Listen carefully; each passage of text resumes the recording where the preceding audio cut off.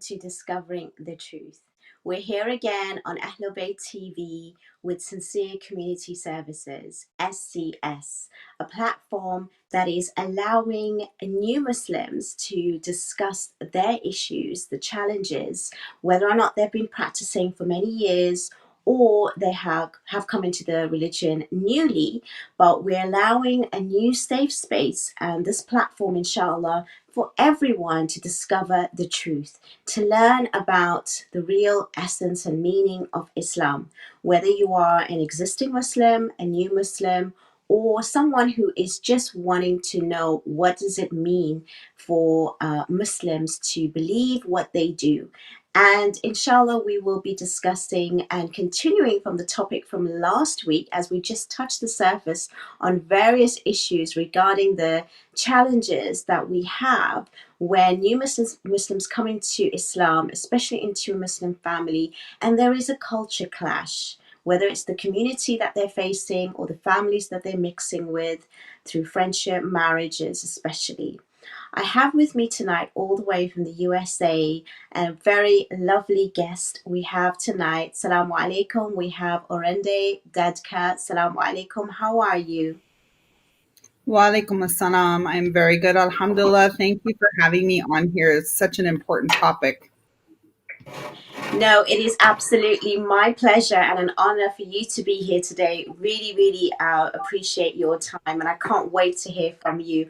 I also want to welcome back my personal favorite Sheikh and amazing scholar and teacher of mine, Sheikh Haneef. Salamu alaikum. How are you today? Wa alaikum assalam wa rahmatullahi wa barakatuh.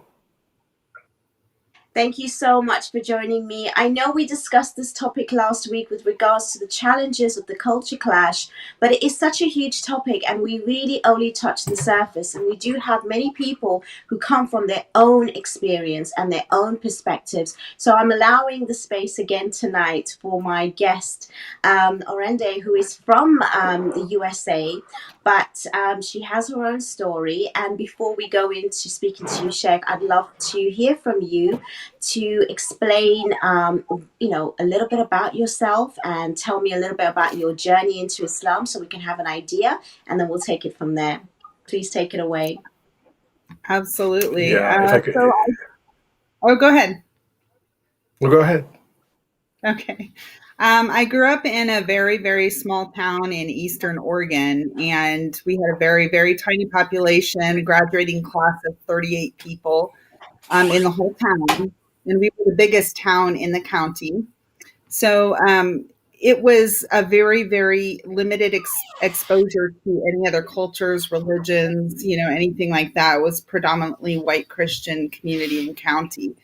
I didn't really have any exposure till I grew up and left home after I graduated. I moved to New York of all places, all the way across the U.S., and had a big culture shock from where I grew up to there, because that's just a melting pot of everything.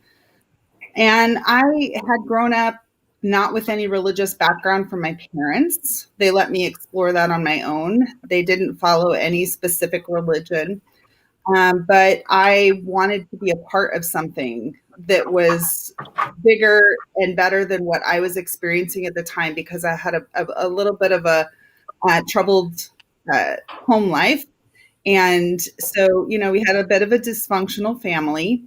So I started going to church down the street with my friends and thought it was amazing because they had potlucks every Sunday. So that became like my family outreach, right? That I didn't necessarily have at home. And I went there until high school, when I started questioning things. And every time I would question, they just said, you have to have faith. And so I wasn't really getting my answers that I needed that made sense to me. And so after I graduated, I went on a journey to search for something that made sense. And so that's where I had actually met he's my husband now, but at the time I had met him in New York. And through work colleagues, he had started trying to reach out to me, and I didn't want to talk to him because I did not have a good outlook of Muslims at all. I heard he was Persian, and I was like, oh my goodness, no, going back home, don't want to talk to you. And I actually just watched the movie Not Without My Daughter with Sally Field a week before I met him. And so he was very polite. He was very nice, good manners, everything. But I just was terrified of who I thought he was, right? Based on those stereotypes that I grew up with. And we didn't have that exposure. I had never met a Muslim before. I just knew what I was watching on TV and movies and what we were being taught in history classes about Palestine and all of that. So it wasn't a positive image, to say the least. But he did call my workplace for quite a while every night. And so we would have philosophical discussions and political discussions. And finally, I had agreed to meet him. And so I was scared. I told my boss, here's his phone number, here's his beeper number, here his addresses, work address, home address. If I don't come home, please come find me. And so it started a weekly outing. I would take the bus into New York City to meet, and we would sit and have dinner. And I just saw characteristics I never saw in the guys that we grew up with. You know, it's very common for people to think, oh, you know, why don't you have a boyfriend? I was asked that constantly in high school. Why don't you have a boyfriend? When are you going to have a boyfriend? And so it wasn't that I didn't want it. It just didn't happen for me. And so sometimes I would get depressed, like, what's wrong with me? Because everybody else is doing this. But I also saw the trouble that came along with it. So I had an idea of what I wanted from watching my parents and also the people around me. And I just thought it was trivial to have a relationship where you get so emotionally connected without having a long-term commitment. So that talk came to, you know, we would meet once a week for dinner. And so we started talking, and that's when I was putting puzzle pieces together that everything that we're talking about, we're like on the same page. And I believe that too, but I never had anything to plug my thoughts into. And so it was almost like finding this, you know, I was putting the puzzle pieces together as we talked. And so I started asking for information, and I started researching Islam. And I went on a journey of a little over a year, actually, going to the masjid and reading a lot of books and cassette tapes on lecture. And that's how I got introduced to Islam. And I was very scared at first, but seeing the manners, the character, the way that there's an answer for almost, I mean, everything that I've found. There's an answer. And it's pretty much the only faith that I found that gave us that answer from before we came here until after we leave this earth. And so I was just fascinated by it. And that's basically my journey to there, with a lot of to come things after that. Of course, definitely. And we're going to go into it. And it's such an interesting story. Thank you so much for sharing that. There's a few things that came into my mind while you're speaking. I know a couple of guests actually mentioned that movie, Not Without My Daughter. I'm not sure if you're aware of that, Sheikh Haneef. It's Yes, it's a Hollywood story. Yeah, it's a Hollywood story. I remember seeing it when I was very, very young, actually. And it did scare me as well to a certain extent, you know, as to the, you know, I thought the traditional Muslim culture is that, you know, where, you know, with the rights of a woman and, you know, and the husband that was, you know, married to somebody who was outside their religion and then took away their, you know, their daughter or whatever it was, and then the woman went searching for her, and it was something that did capture my mind. And me being Muslim at the time, you know, it was a bit scary. So you just do understand that, you know, the media, even up till today, actually, and you hear people that we haven't had the best representations. You know, it's very biased, it's very unfair.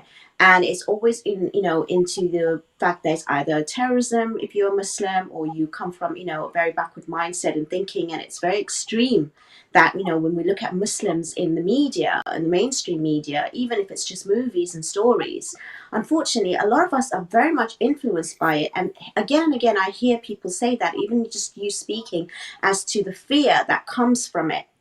So a lot of responsibility is, you know, on, just generally how we are being portrayed as well. So that is one aspect. The other thing is, I remember Sheikh and I speaking before the show as well, a few days ago, about how, much of a struggle it is within an individual to actually go to the extra mile to make that effort and have that curiosity and that mindset of searching for the truth, even without knowing what the truth is, which brings an actual individual into religion like what we have, and what we believe in today, like Islam. So that again is very commendable, and it's extremely something that even Muslims that are born into have to take into consideration, that just because you are born into a family that is Muslim, you have to take on that journey of researching and learning again from the start, even with the guidance that is right around you. And it's really interesting that you say that. Thank you for sharing that. Sheikh Haneef, thank you so much again for joining me today. And as we have heard Sister speak here today with regards to her meeting an individual that is Muslim, and even with the fears, there is so much sort of reluctancy to actually come into Islam. What would be your sort of take into advising, the new generation today as to how we can maybe make a difference when it comes to our Muslim representation? Yes, we only have certain amount of influence, but I really think that we need to take steps forward to be at the forefront in order to represent ourselves, not just in our communities and our own cultures, but actually outside. What is your thoughts on that? Bismillahir Rahmanir Rahim. I think Sister Dadkhah's description of how she came to Islam is instructive in answering that question.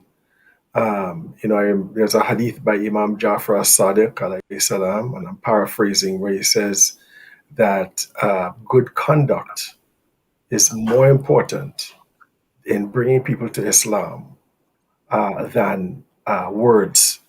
Okay, not that you shouldn't use words, but good conduct is very important. And good conduct runs a whole range of things, from your personal etiquette and your manners and your patience, and your kindness, to helping the poor and standing up for what is right and opposing what is wrong, you know. She reminds me of my own introduction to my wife, how she became a Muslim, and it's the same kind of thing that happens, man sees woman, man likes woman. Man is Muslim, man wants a Muslim wife, the woman is not a Muslim, and they talk, and they meet. There's a particular affection there, a particular affinity there, and you talk and you meet and so forth, and eventually, you bridge the gap. And bridging the gap is very important, because I think what the media does, like, for example, Not Without My Daughter and other movies like that, is the other Muslims. They make Muslims the unknown other and paint them with the brush of them being a threat and them being misogynistic and fanatic and so on and so forth. And basically, the simple thing is this, is to overcome that otherness. And the only way you overcome that otherness is to befriend other people, to befriend them in such a way, not in a kind of a, normal sort of like, how should I say, this is my acquaintance of mine type of a thing, a co-worker only and that type of thing. No, but to befriend them in such a way so you can overstep that otherness.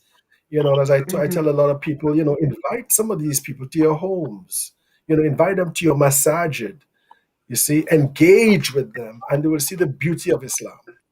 You see, and they would realize that Islam is not so alien after all. A lot of things that you're talking about, that Islam talks about, are things they have already thought about themselves, but thought that they were alone in this type of a thinking. I think that alone helps in going a long way in making Islam, first and foremost, something that is seen as normal, and something that's seen at best as an alternative to the way we live today. And just to give you an example, after 9/11, Mm-hmm. you found in the United States, I don't know about the rest of the states, I know about in New York City, for example, where Muslims were vilified on the street and attacked and so forth. You saw that we saw that in areas where Muslims were active in fighting against drug dealing on the streets and standing up for the rights of people with respect to things like police brutality and cleaning up the neighborhood and so forth. You never found that type of those types of attacks taking place upon Muslims in the environments because the non-Muslims already had an experience of how Islam was and what Islam meant. You know what I mean? For example, they knew about Malcolm X and so forth and so on. Mm-hmm. It's in the middle class areas. Areas where you had these Muslims, they were good, they were lawyers and engineers and stuff, bought a nice big fat house somewhere uptown and whatnot. You know what I mean? They didn't really interact with the neighborhoods and so forth. And you found that that type of a relationship led to people finding it easier to other them and to bother them. So I think yes, I think it's very important for us in our masajid, for example, to have open houses, inviting people in the neighborhood to our masajid. For us in our personal relationships with our co-workers, our fellow students, and so forth, to be able to befriend them, to help them, And I think with that type of a relationship, it would be easier to overcome the propaganda against Islam. Definitely. Thank you so much. You shared so much information and wise thoughts there. And as you were speaking again, a lot of questions came into my head. I just want to quickly reiterate what's been said. And basically, I also want to explain that, yes, these shows do highlight some of the issues and challenges. But overall, generally, our Muslim population is, of good manners. And unfortunately, when we have the minority that do fall into these categories, those are the ones that are blown up in the actual media. And even if I'm highlighting some of the challenges and some of the things that are lacking in our Muslim community, it is just the minority. I have an amazing network of colleagues and friends and family that do represent, and they do actually partake, and they are really concerned. But the thing is, the reason why we're having these shows is not because we're trying to say that this is what's happening around us all the time, but it is just to bring about more information, because a lot of us are in our own kind of circles. And as our Sheikh was mentioning about inviting people and doing things, unfortunately we do find that in our Muslim cultures, unfortunately, we do try to stick to our own for many reasons. Some of it is probably called for because of the fear, because of not understanding what it means and how to balance life between our religion, our faith, and living in the West, which we will go into, so that they don't have to be afraid of the negative influences in their family, so they keep their families really stuck. Now, Orenda, when it comes to yourself, what are the challenges that you can sort of share with us with regards to whether it's your own experience or what you've seen around you? Because you have been Muslim for over 20 years, mashallah. So, you've got a wide sort of experience with regards to the challenges and how it's changed and grown. And even if you've overcome them yourselves, I'm sure there's so many things that, people can learn, if they're coming into Islam, and what to be aware of. What do you find when it comes to the culture clashes? Is there such a thing, even from your own experience? Absolutely. There's definitely a culture clash coming into Islam. And I think that was my biggest hurdle to overcome as a convert. And that being said, because no matter where you go, there's going to be a specific sect of people there in the masjids or in the communities. And that's not wrong, because we all hang out with people we have similarities with, right? Mm-hmm. But the issue comes in just kind of like in my marriage, where I have an intercultural marriage. I come from one culture, my husband comes from a different culture. So we have to create that middle culture for our family, which is Islam. And so that's where I think we're missing it in the bigger communities, where there's a lot of misinformation given. I was confused for many years because of the area that I learned about Islam and the circle of people I was surrounded with for decades. It took a lot of research on my own to really get down to the truth. And it was just little things that were said and would maybe even scare me because I wasn't doing a certain thing. But it was actually part of the culture, not the faith.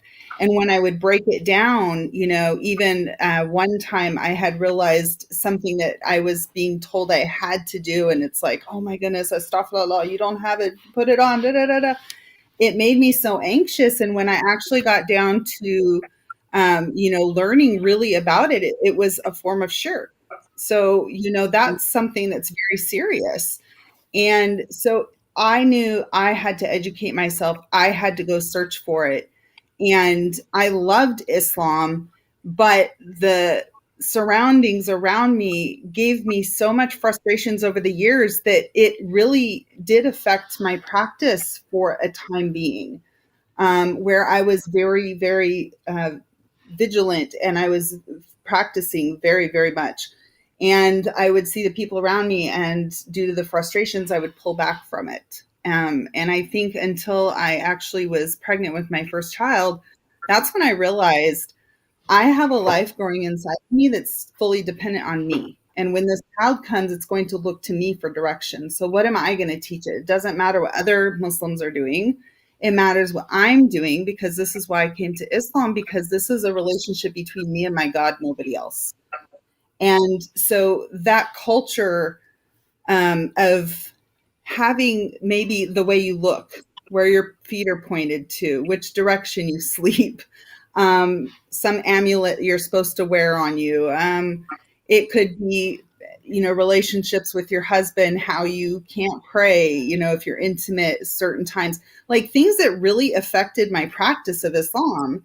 And it wasn't Islam, it was culture. And so it did play a big part in my life. That is very Yeah. interesting. I love the fact how you highlighted some of the sort of the reasons, and especially, coming into being a parent yourself, that actually make you take a stand as to where exactly you sit with when it comes to your practice. When it comes to that, actually, I want to stick with you for a second. Did that actually cause sort of some sort of like discourse within your even relationship, or do you feel that you have support, whether it's from your immediate spouse or your immediate sort of like in-laws? How did that work? Because when children come in, it is another story. And are they also kind of confused? How does it work? What are the dynamics like? Tell me about the cultures then, and if they actually intermix within the rest of the family unit. Absolutely. So we were really close with my husband's family. They're a large family, and most of them were in the States where we lived at the time. When the children come in, it definitely makes a difference because everybody has advice for you, right? But the fact that, it did cause issues in my marriage. And I would say probably 90% of what we did have issues with over the years. We've been together 26 plus years. And it had to stem with some cultural, maybe reaction, maybe to a situation. And while the good thing is, if that person has a good grounding base of being taught Islam, however, culture was a very big part of their life. And then coming to be with a convert who challenges everything you think, which is what the case was. So at one point, I was told I was too strict. And because I was trying to follow the faith, but in the sense they came from another country here and they wanted to kind of blend, not stand out as much. And so I did have issues with that. So we went through a lot of phases. I got really strict, and then I reevaluated, and, ultimately to this point, it's whatever is pleasing to my creator, not my husband, of course, anything you're going to do for your spouse, it's because you're wanting to please Allah, and that should be pleasing to your spouse. But I had it backwards. I was trying to please the people around me. instead of recognizing that relationship with my creator. And so it did cause a lot of friction. And it was hard for my kids too, because, you know, the way I'm teaching them, I'm trying to implement as much as possible of what I know and what I learn. That might be, I think the one thing they had issues with was I'm very strict on Zabiya halal since they're born. They know how to read the labels, you know, they know what's okay, what's not okay. But my side of the family is not Muslim, so they know they're not Muslim, so they're not doing this because they're not Muslim. But then on the Muslim side of the family, we have people not adhering to the faith fully and not really paying attention to certain aspects of it. And so my kids would question, well, they're Muslim, how come they're not doing it? We are. And so that came to a very good lesson for my kids to teach them. It doesn't matter what other people are doing. This is between you and your creator. So you do what's best, whether other people are doing it or not. And that is our job. So it brought up a good teaching point, but definitely did cause some issues. Wow, that is quite a journey.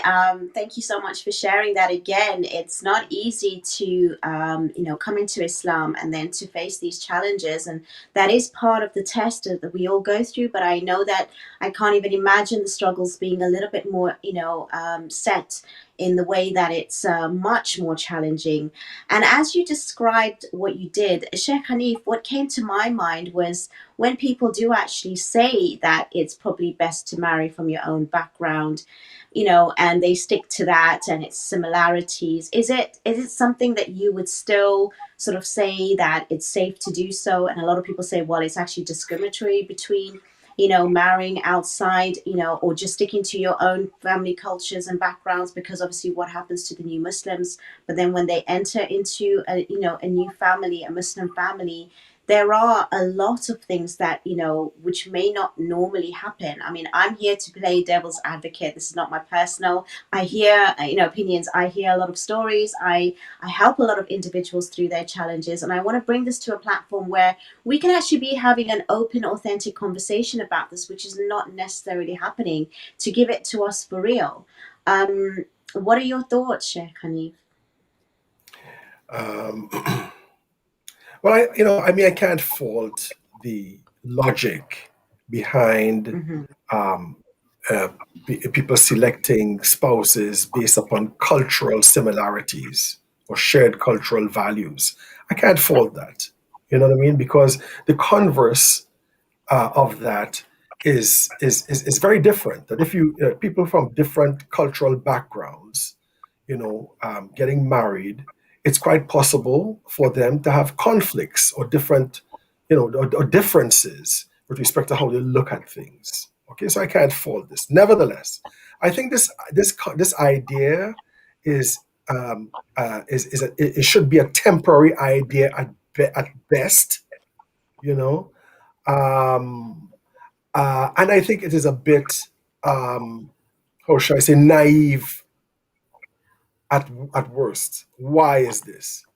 Because culture is a dynamic thing. Okay, Sister Orenda is talking about marrying Muslims from another culture. It's not about marry like a person who was a non-Muslim becoming a Muslim and marrying another Muslim. It depends on who that other Muslim is. Okay, I give you an example. If you have a marriage between two Muslim converts, you mightn't find any problems, cultural problems, because they share the same culture, which is a kind of a hybrid culture, really. You're both Westerners, okay? You both practice Islam, yeah? There are certain things about the practice of other cultures that you might criticize or you might find strange, you see? But you have a lot of commonality between you, you know? A marriage between, let's say, maybe an Iranian and a person from India might have two Muslims, but they might have particular problems that might come across because of that. Why I say it can be a bit naive, because we are in a state of cultural dynamism. The Muslim culture is changing. It is, Mm-hmm. first of all, it began as a number of separate cultures, okay, one person called it Islamicate culture, meaning it's a culture that has an affinity to Islam, but it's not necessarily Islamic. Huh? Like, for example, let's say women in the Indo-Pakistani subcontinent might choose red as the type of dress they'd like to wear to get married, whilst women in this type of environment, let's say Muslim convert women in this type of environment, might want to choose white as a color to get married because they grew up in this type of environment, where white was a color of a wedding dress. You see, and what is happening is that these disparate cultures, these separate cultures, Bangladeshi, Persian, Iraqi, all of them, they're actually in a state of change. The older generation might not be changing as rapidly, but the younger generation is. And in fact, you do have some kind of, one could probably call it cultural generation gap between the younger generation Muslims who were born in the West and the older generation Muslims. Younger generation Muslims might find much more affinity, and I've seen this here in London, with convert Muslims than with their own parents' version of Islam. You see, because converts raise certain types of questions, have a certain perspective that they share because they went to school with them. You see what I mean? And so, in a situation like this, you cannot say really that, let's say, a younger generation Muslim marrying another young generation Muslim, both of them growing up in the same culture, as having really cultural disaffinities. I don't think that is the case. It's basically a generation type of a thing, or it's between, in the case of Sister Orenda, somebody who comes into Islam, loves the deen, wants to stay on the deen, and is now, meeting, let's say, for example, her husband's cousin or husband's auntie or whatever, who might not be as tight on the deen as she is, and don't want to, give you some stick. Right? Why are you so spiritual? And this is another thing, right? I think if you know the culture, right? If you know the culture that you're dealing with, it is easy to anticipate these difficulties, and it's not as difficult as it is. My kids grew up in Iran, for example. They know Iranian culture very, very well. You know what I'm saying? But I kind of brought them up to be Westerners when they were in Iran, because they'll be coming back to the West, but Western type of Muslims, you see? And so they would know the nuances of the people's behavior and their speech and their preferences and so on, and they would know how to be able to maneuver or work around these types of differences. So yeah, I think we have more and more of this type of marriage taking place. I mean, cross-cultural marriage in the West, you can't help it. You know what I mean? But I think we really need, for example, let's say the centers or the Muslim community in general, individuals among the Muslim community, to help guide people through this type of thing. Because sometimes, it could end up being very traumatic and, go the wrong direction.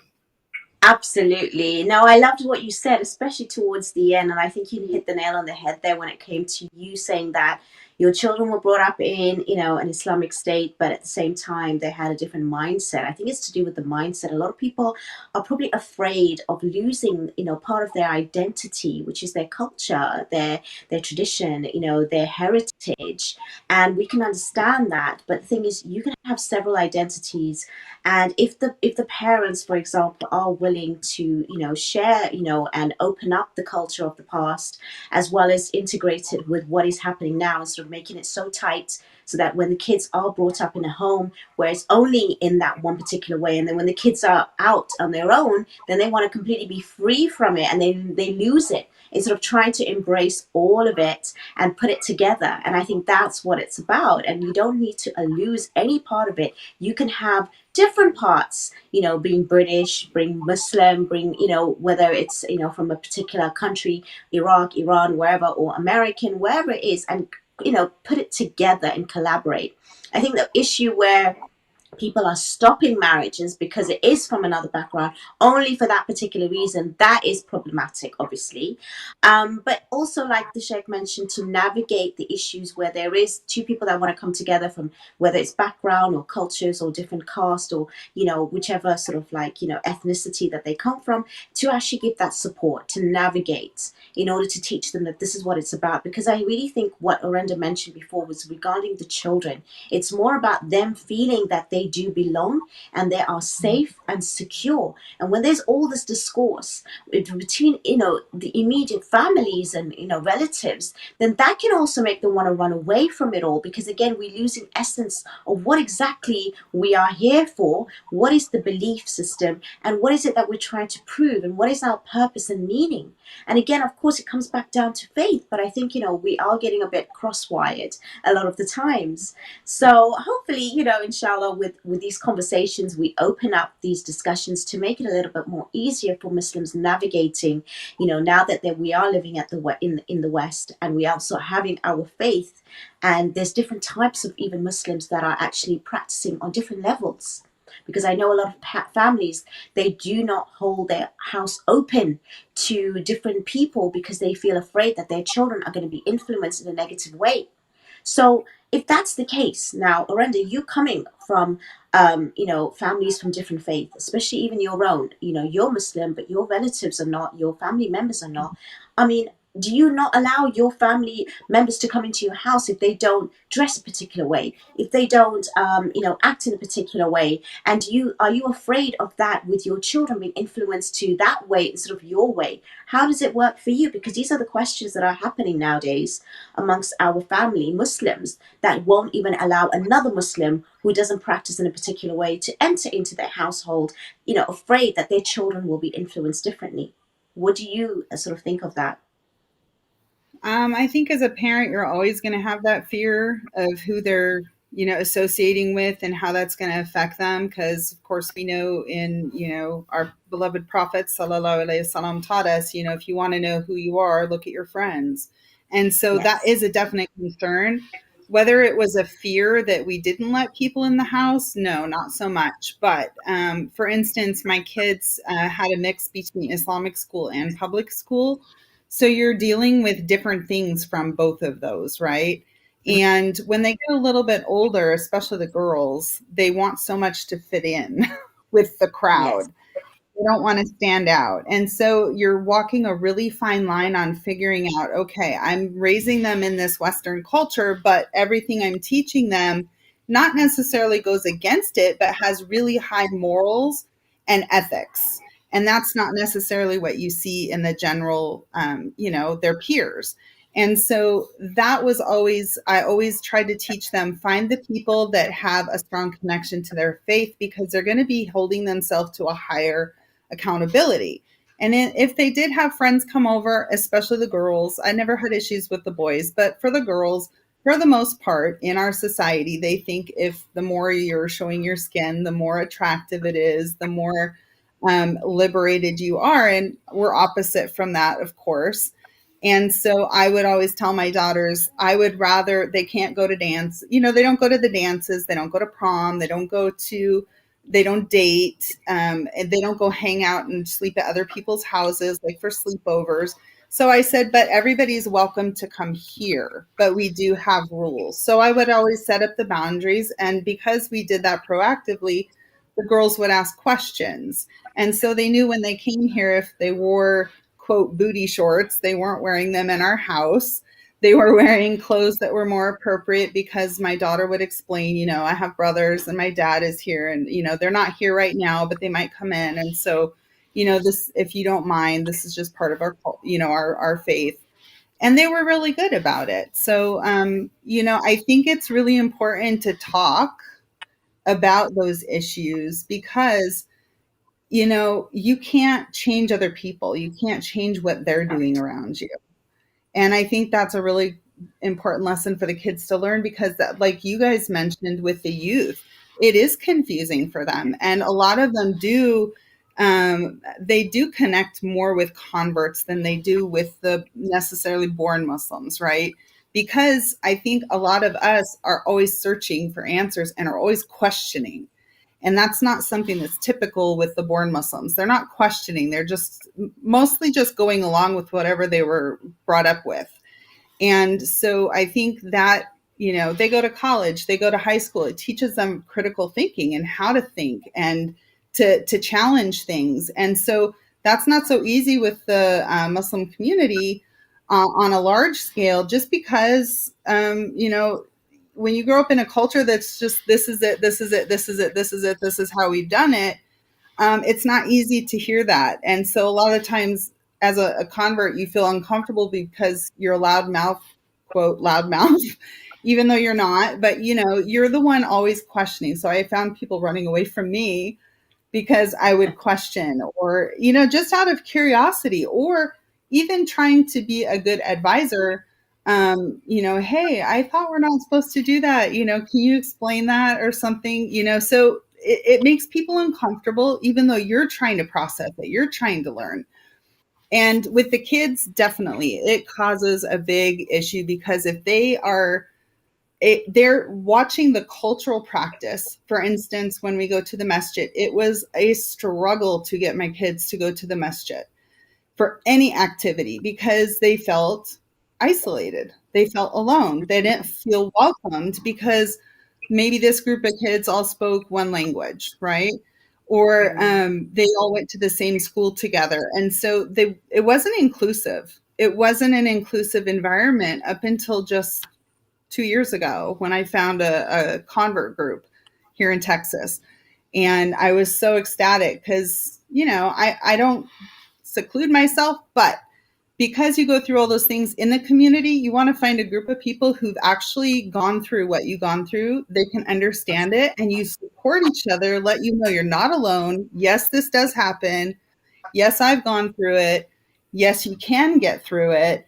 Here's what I did and here's what worked. And so you're like a support system for each other so that you can go into the masjids, you can go into the greater community and interact with people on a level that gives you a little bit more confidence. Brilliant. That's amazing. I'm glad you found that. I just see, though, I don't want it to be where we are splitting as well again into more segregation amongst, you know, Muslims that are coming from a particular culture, and then there's, you know, the converts, reverts, you know, in their own little circle again. And this is the, you know, amazing platform where we are all together, you know, where I'm, you know, a born Muslim, you know, you're not, but, you know, different ethnicity, different backgrounds. And this is how we need to sit and have conversations. This is the real kind of way forward that inshallah will be much more liberating for us all to have, you know, that kind of platform regardless of where we come from. We can still go home and eat whatever food we desire, speak whatever language we want, and keep that. But when we are, you know, open, it comes back to what we discussed before, when we need to represent as well in the community. Yes, it starts with our manners, but also putting ourselves out there, because Islam is about representing not just within your community. And I personally do that as well, where I even have my own clients which are not from my faith, no faith, different faiths. It doesn't make a difference. And I'll put myself in different, you know, platforms where they're from a different sect, different, you know, ethnicity, different culture, different whatever, because we need to be seen, we need to be heard in order to make that movement and that difference. And I think that's really, really important. Inshallah, this is what we're highlighting today. The other thing you said about children, and I think the other struggle and battle is us wanting to be okay with being individual. As much as we want to connect and we want to fit in, I think parents have a real struggle in navigating, and it is a skill. Parenting is a skill that we have to really open up that mindset as parents from a different generation, but understanding the struggles that, you know, the teenagers or the youngsters are having and wanting to fit in, wanting to know. But when you mentioned about having high morals and ethics, that needs to be taught a lot more so they can be proud of, you know, their actual identity as being Muslim and practicing being Muslim, so that they're not afraid, and inshallah they become the influencers instead of the ones that are being influenced, and, you know, carrying the message from the house outside and outwardly proudly. And I think this is what it's really about.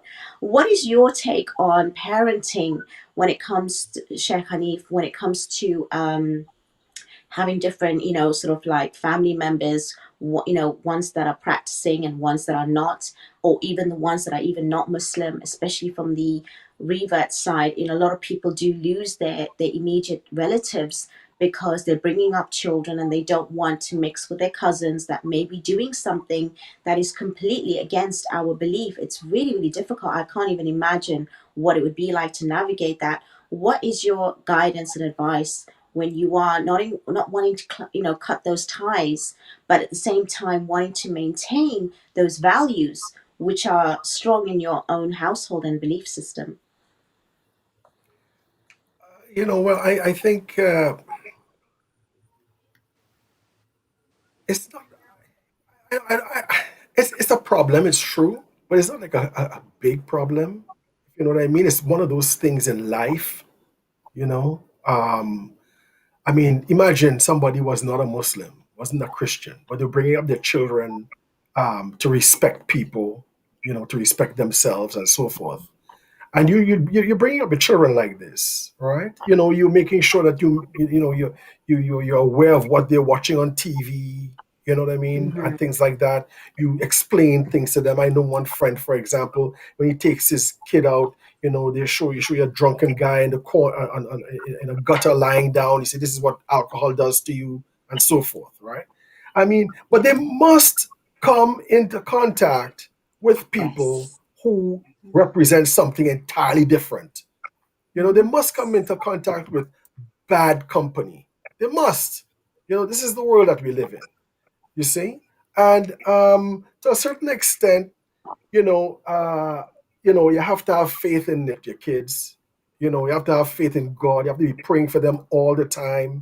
There's a very beautiful story in the Christian church, in the Christianity, about the prodigal son, where this man lets his son go out there. He gives him some money to go out there, and he takes the money. He goes hanging out with low lives and stuff like that. Comes back to his father really, really poor, nothing, destitute. And his father welcomes him back with open arms.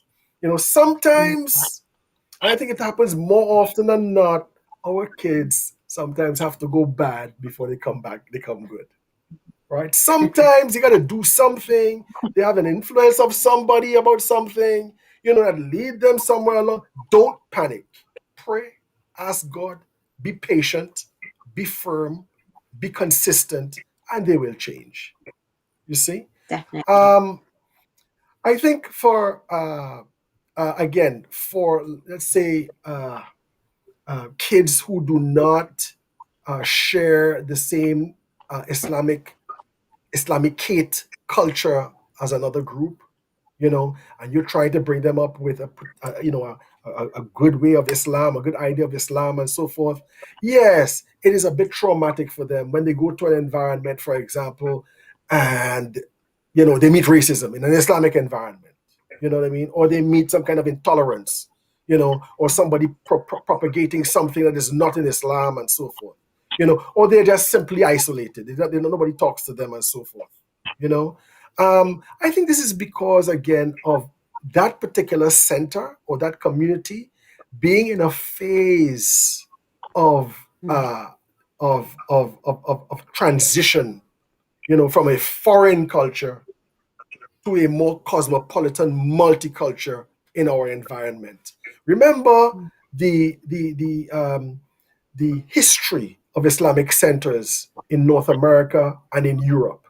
The history of Islamic centers is that they first were opened by people who did not see themselves as part of that society. They were Yes. there to get a job, to get an education, to do business or whatever, but they always saw their allegiance and their identity with the home country. Okay? Mm-hmm. And so their mosques and their centers were places for them to find comfort within a particular cultural environment. In that type of environment, they are not really interested in you who doesn't belong to their culture. Really, they're not. Maybe they say our center is Islamic, but they're confusing matters.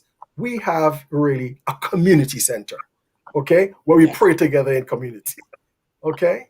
So yes, for a convert or the children of converts going to that environment, they would feel just as alienated sometimes as their parents would feel.